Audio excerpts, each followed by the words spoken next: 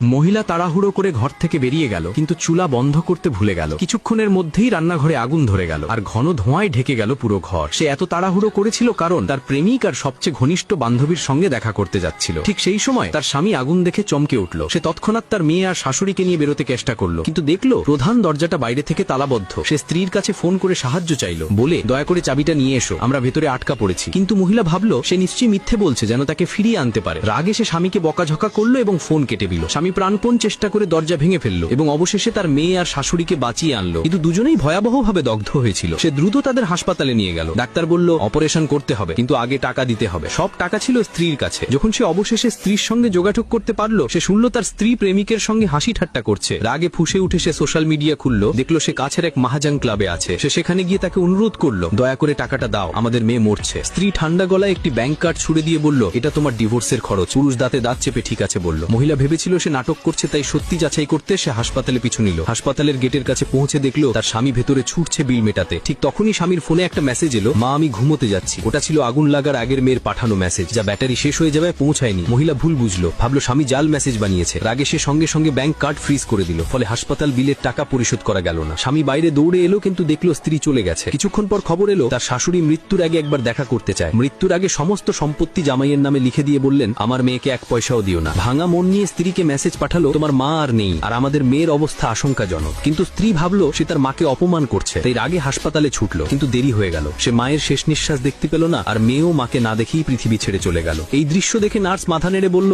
এই নারীটা সত্যিই নির্দয়। তবুও শোক না করে মহিলা তার প্রেমিকার বন্ধুদের সঙ্গে পার্টিতে চলে গেল। স্বামী স্নেহ ভরে তার মেয়ে আর শাশুড়ির দাহক্রিয়া সম্পন্ন করলো। ঠিক তখনই স্ত্রীর প্রেমিকের কাছ থেকে একটা মেসেজ এলো, তোমার স্ত্রী আমাকে একটা লাক্সারি গাড়ি উপহার দিয়েছে। একই সময় সহকারী এসে জানালো স্ত্রীর ব্যাংক অ্যাকাউন্ট থেকে বিপুল পরিমাণ অর্থ ট্রান্সফার করতে চাওয়া হয়েছে। ব্যাংক অনুমতি চাইছে। সে অনুমতি না দিয়ে সব কার্ড ফ্রিজ করে দিল। এর কিছুক্ষণ পর ফোন বেজে উঠল। স্ত্রী জানতে চাইল, আমার মাকে পাচ্ছি